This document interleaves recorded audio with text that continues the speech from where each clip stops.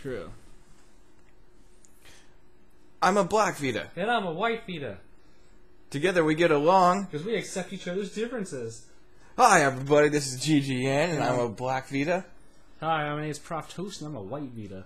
We are going to do a review. I had this Vita crap fest for a month. And I've had this basically since Assassin's Creed launched and everything. Now, I don't mean saying this thing is crap, this thing's actually pretty good. I just wanted to be awesome and say it. Yeah. So, Prof, what did you think about the Vita since you kind of haven't been playing for a long time, but you've been playing for a while?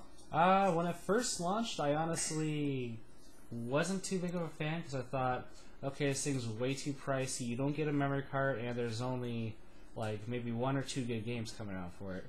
Now, what I liked about this bundle is the fact that you get a game, you get a memory card, and you get the system for the price of what you would pay just to get a normal black system without nothing. Yeah, and mine was kind of a different situation. I got this thing used for my friend. He gave me an 8GB card and a game that I traded in for a different one.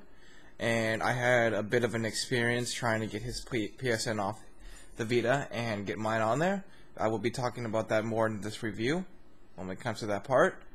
But when the system first launched, I kind of felt the same as Prof Toast here, where it didn't really catch my eye, especially the 3G one with AT&T. Screw that. Yeah, because let alone they sit there and made a big deal with the 3G one, saying like, hey, look, you get this awesome memory card, plus you get little deviants for free. What they don't tell you is you only get little deviants if you pay for a month of their service.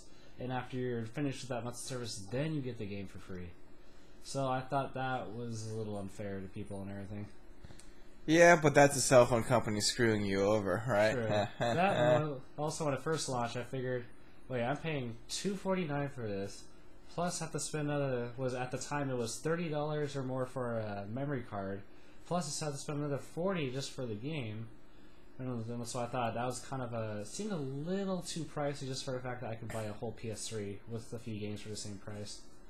I completely agree with you there.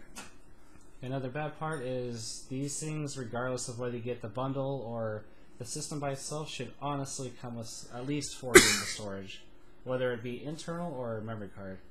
But honestly, I think that's just Sony trying to get more money out of us. I have to disagree. It should come at least with 8.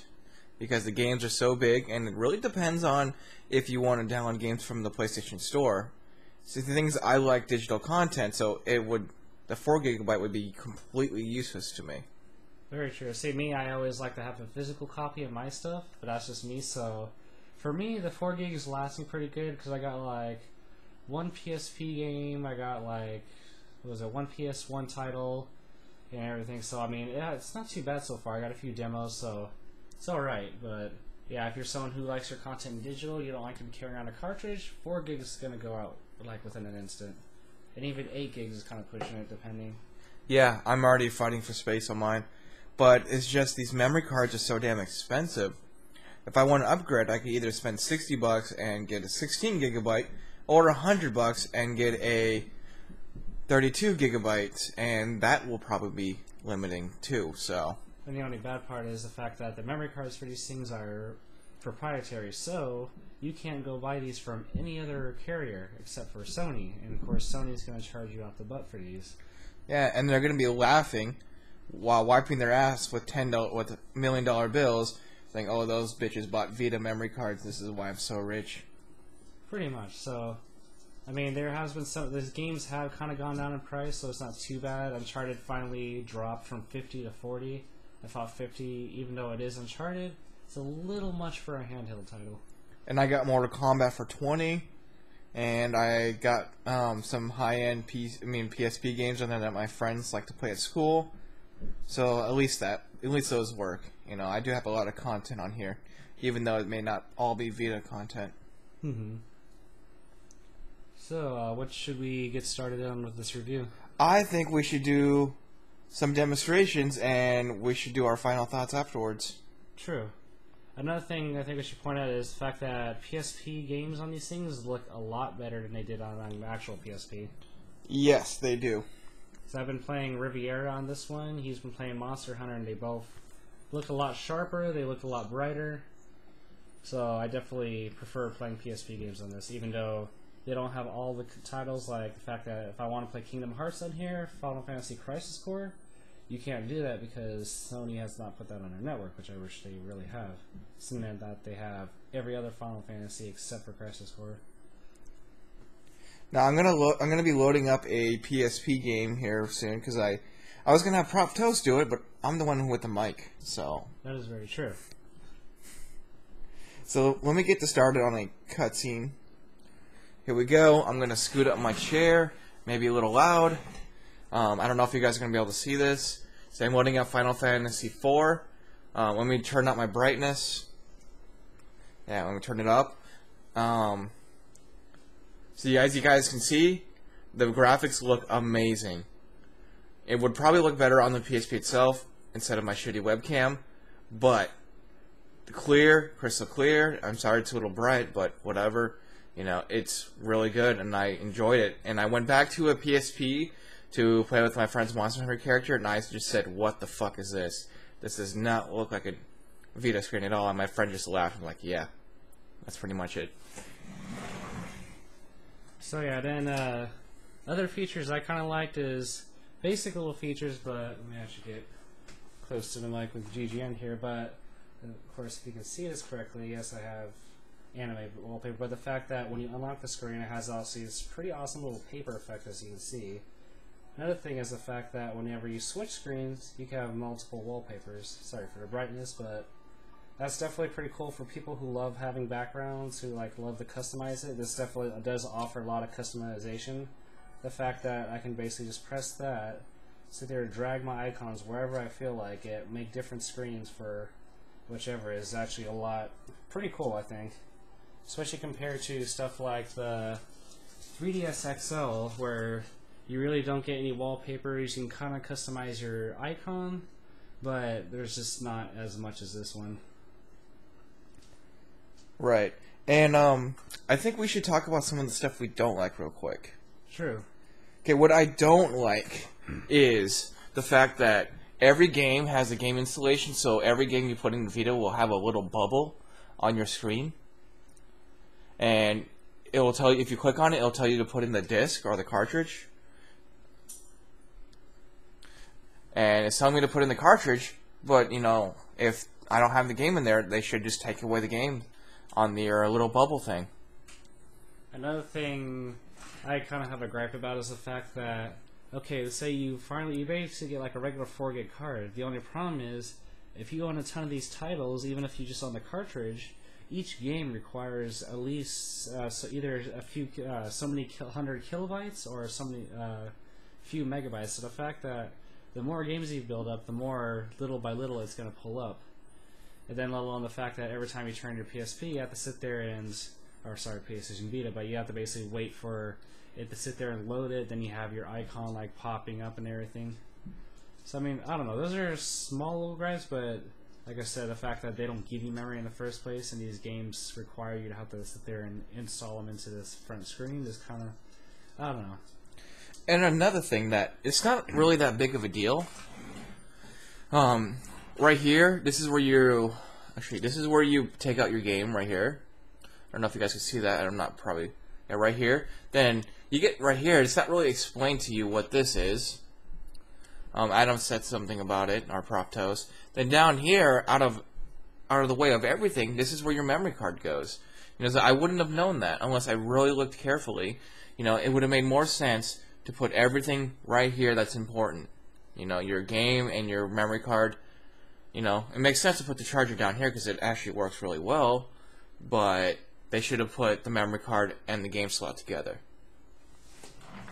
And I see another thing I was thinking about. Let's see, like another part, like let's say because they gave you the little AR cards, kind of like the 3DS. I'm not sure that's kind of like a gimmick thing copying off it or what, but the only thing is you get them, you think, oh wait, maybe I should sit there and point my camera at it and then it'll work. No, the fact is I actually had to go look it up. Basically the fact that you have to go onto the PlayStation Network, find the titles that coexist with your numbered cards, and then download that. There could be 200 megabytes and up.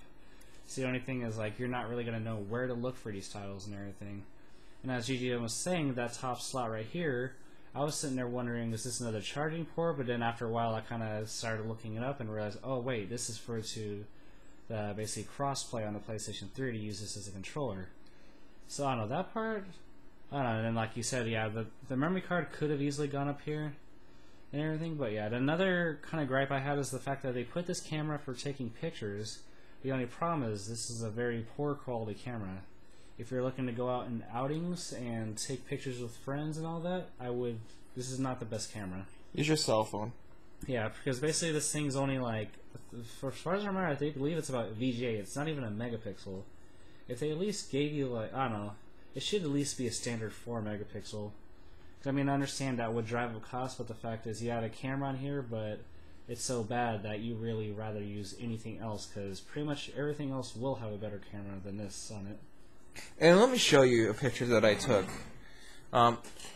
It's kind of bad. You may not see it well, but it's kind of bad. This is my dog.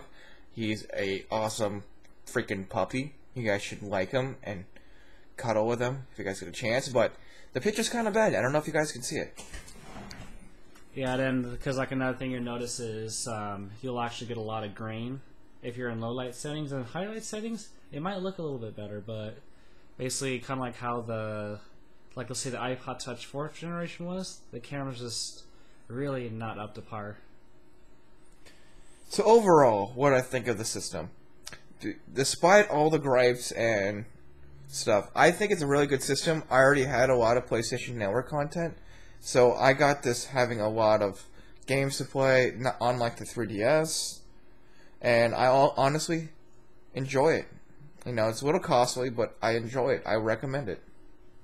As for me, yeah, I would definitely say this is definitely a pretty good buy, because I've been playing, like, let's say Assassin's Creed on this, and the graphics are actually, I was actually surprised. The graphics do look rather well, especially for a handheld.